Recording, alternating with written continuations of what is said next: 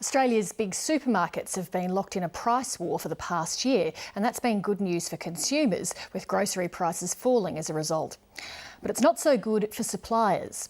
They say supermarkets are growing bigger and more profitable by screwing suppliers to cut their costs.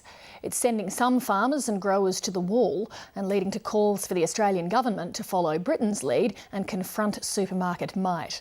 Greg Hoy reports.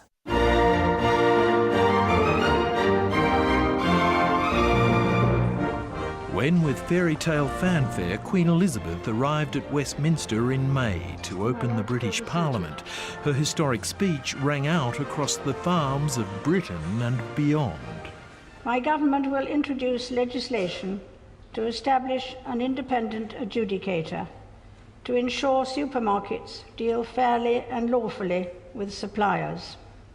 Great news from Westminster for British farmers, and a great blow to Britain's big supermarkets, which had mounted fierce resistance. They have got almost unlimited power, and they don't tend to use that power particularly responsibly. We have seen a great drive to drive down cost at all costs for the farmer. In Australia, the supermarket sector is twice as concentrated as Britain's. We potentially have the most concentrated supermarket sector in the developed world. Close to 71%, held by two major players. It's a unique market, and it's really one that we know very little about. Monday, Tuesday, Wednesday, Thursday, Friday. As their latest advertising campaigns suggest, the chains themselves deny there's any problem in relations with their suppliers. I realise that if you're a large-scale retailer, then people will have concerns in that direction, but I just don't think it bears out with the facts. A discussion is only valid when there's a mutual agreement. So we would never use our position to one-sidedly force upon a position. It's about benefiting our customers, getting them better value, doing it for the long term, together with our supply partners. Since Australia Day last year, the big two supermarkets have been locked in a so-called price war that began when milk prices were slashed to $1 a litre. The ads on TV by Coles and Woolworths showing how wonderful they are and how well they look after farmers is a load of baloney, really.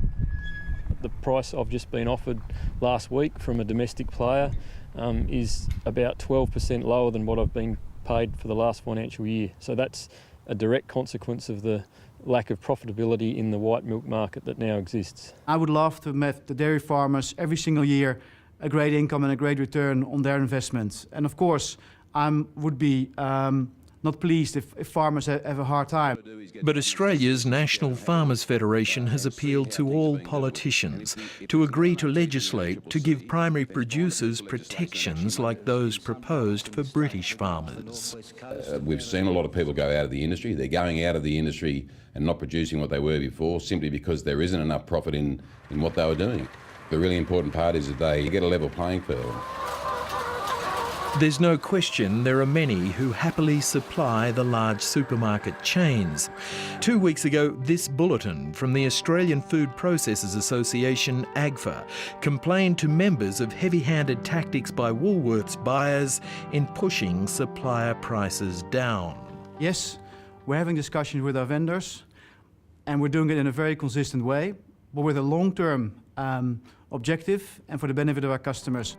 But the Food Association's bulletin noted the AGFC understands over 50 companies have held discussions with the ACCC on a broad range of issues directly resulting from market dominance of the two supermarkets.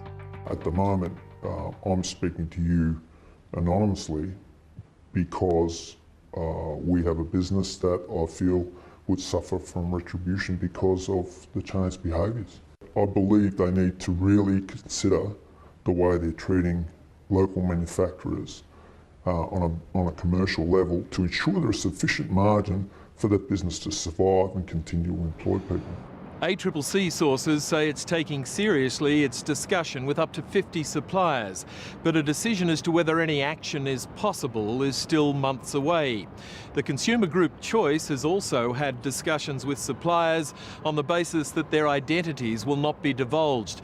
Suppliers like the man that we'll call Bruce X. We're going to see local manufacture dry out because businesses won't deal with them or can't deal with them, and the business will go overseas. Do you force suppliers to fund discounts and promotions?